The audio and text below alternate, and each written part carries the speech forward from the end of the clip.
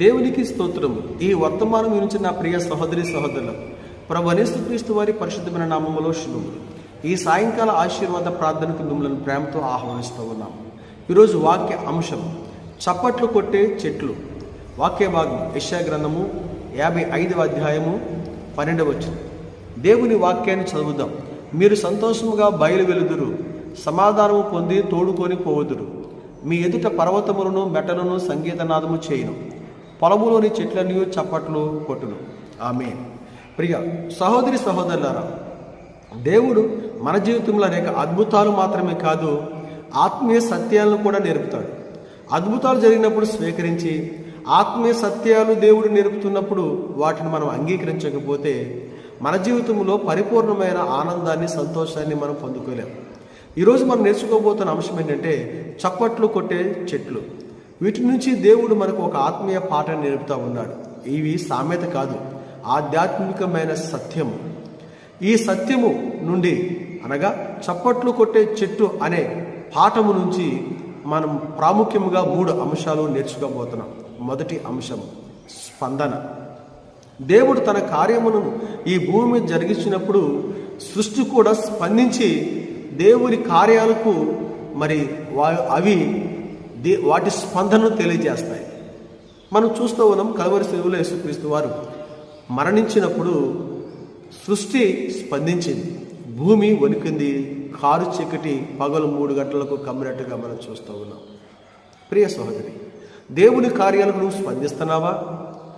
కొన్ని సందర్భాల్లో దేవుడు మనము తప్పుడు మార్గం వెళ్తున్నప్పుడు మనతో మాట్లాడతాడు. మరి దేవుని మాటకు స్పందిస్తున్నావా? చెడ్డ అలవాటులకు మనము బానిసత్వంలో ఉన్నప్పుడు దేవుడు మనతో మాట్లాడతాడు. మరి దేవుని మాటకు నువ్వు స్పందిస్తున్నావా?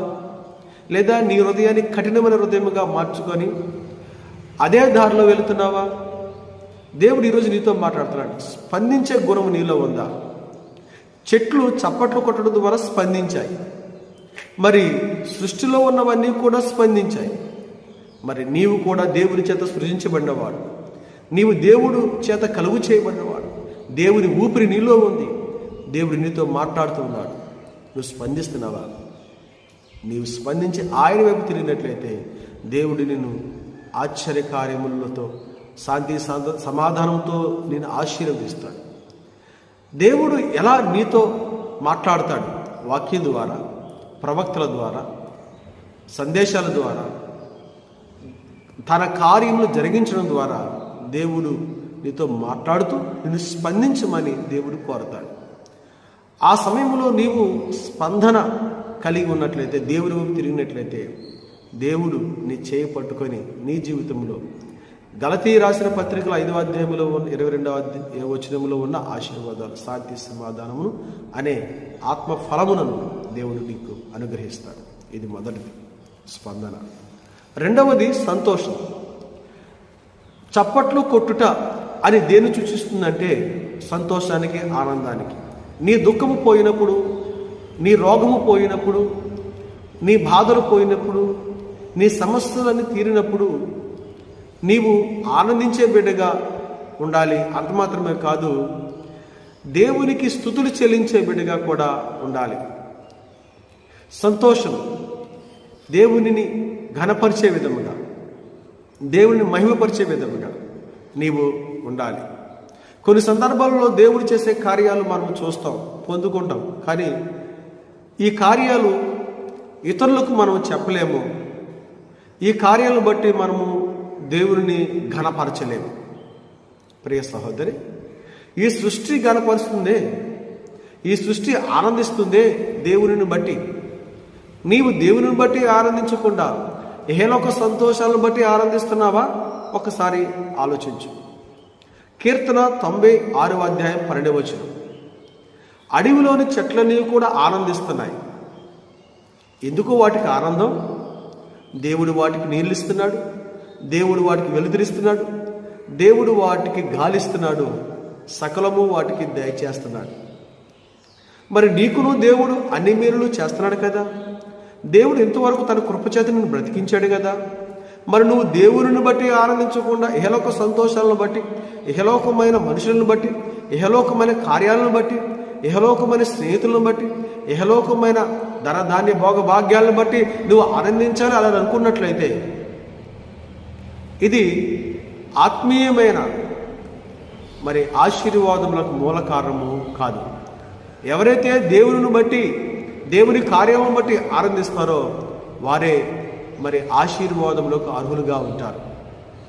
మూడవ అంశము, చెట్లు చప్పట్లు కొట్టుట దేన్ని సూచిస్తుంది? స్తుతి ఆరాధనకు సూచనగా ఉంది. చెట్లు మాత్రమే కాదు, దేవుని వాక్యములు నదులు చప్పట్లు కొట్టినట్టుగా దేవుని వాక్యములో రాయబడింది. యేసు ప్రభువారు అన్నారు, రాళ్ళు స్తుతిస్తాయి అన్నాడు. ప్రియ సహోదరి సహోదరులారా, కీర్తన 147వ అధ్యాయంలో మనం చూస్తూ ఉన్నాం. స్తుతించుట మంచిది, దేవుని కనపరచడం మంచిది. నీవు దేవుని స్తుతిస్తే హృదయపూర్వకముగా, దేవుడు చేసిన మేలును బట్టి దేవునికి స్తుతియాగం చెల్లిస్తే, కృతజ్ఞతాస్తుతులు చెల్లిస్తే, దేవుడు చేసిన మేలులకు, దేవుడు చేసిన కార్యాలకు, దేవుడు చేసిన ఉపకారములకు, దేవుడు నిన్ను ఏ విధంగా రక్షించాడు, నీ అపాయము నుండి ఎలాగో తప్పించాడు, నీ యొక్క కన్నీళ్ళు ఎలాగో తుడిచాడు, నీకు దేవుడు చేసిన మేలును గుర్తు చేసుకొని కృతజ్ఞతాస్తుతులు చెల్లిస్తే, కీర్తన గ్రంథంలో రాయబడినట్టు నీ గుండె గాయములు కూడా ఆయన కడతాడు. ఆయన నీ చేయి పట్టుకుని నడిపించేవాడుగా ఉంటాడు.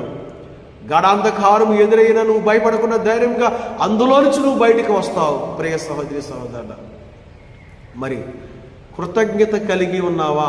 కృతజ్ఞతాస్తుతులు చెల్లిస్తా ఉన్నావా? ఎన్నో మేలులు దేవుడు నీకు చేశాడు, ఎన్నో ఉపకారములు, ఆశ్చర్యకార్యములు దేవుడు నీ కుటుంబానికి చేశాడే. మరి అడవిలో ఉన్న చెట్లు చప్పట్లు కొట్టి స్తుతించడం ద్వారా దేవుని కార్యములను ఘనపరుస్తున్నాయే. మరి నీ జీవితంలో, నీ కుటుంబంలో దేవుడు చేసిన మేలుకై నువ్వు దేవుని ఘనపరిచి కృతజ్ఞత చెల్లిస్తున్నావా? దేవుడు ఈరోజు నీతో మాట్లాడుతున్నాడు. ఒకవేళ అలాంటి స్థితి నువ్వు కలిగి లేకపోతే ఈరోజే ప్రార్థన చేయి. ప్రభువా, నన్ను క్షమించు, నీ మాటకు నేను స్పందించలేని స్థితిలో ఉన్నాను, క్షమించు ప్రభువా.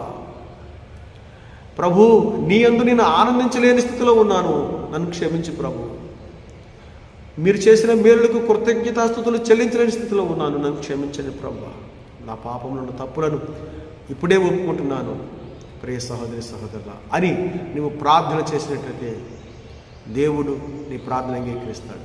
అంత మాత్రమే కాదు, ప్రార్థన చేయడమే కాదు, ప్రార్థించిన తర్వాత ఆయన వాక్కుకు, ఆయన ఉపదేశానికి, ఆయన మాటకు స్పందించే బిడ్డగా ఉండాలి. దేవుని బట్టి మాత్రమే నువ్వు ఆనందించే బిడ్డగా ఉండాలి, ఈ లోకాన్ని బట్టి కాదు. 3, కృతజ్ఞతాస్తుతులు చెల్లించే దేవుని బిడ్డగా నీవు ఉన్నట్లయితే దేవుడు ఆశ్చర్యం, అద్భుతము, గొప్ప కార్యము నీ ఎడల జరిగించి తన రాకడ పర్యాంతరము నిన్ను ఒక సాక్షిగా నిలబెడతాడు. అలాగూ దేవుడు మిమ్ములను, మీ కుటుంబములను దీవించి ఆశీర్వదించి నడిపించునుగాక. ప్రార్థన చేద్దాం. ప్రభు, మీకు వందనాలు. చెట్లని చప్పట్లు కొట్టెను అనే వాక్యం ద్వారా మీరు మాతో మాట్లాడారు. అవును ప్రభా, మాకు జ్ఞానమును, బుద్ధి కలుగు చేయడానికి సృష్టిలో నుండి మీ కార్యముల ద్వారా మమ్మల్ని హెచ్చరిక చేస్తున్నందుకు వందనాలు. మాలో ఉన్న ప్రతి పొరపాటును తొలగించి క్షమించి ప్రభా, మేము కూడా మీ వాక్యానుసారంగా జీవించే భాగ్యమును అనుగ్రహించి తండ్రి, ఈ రాత్రి మంచి నిద్ర, ఆరోగ్యం కలుగు చేయండి. యేసయ్య నామంలో ప్రార్థిస్తున్నాము తండ్రి. ఆమేన్.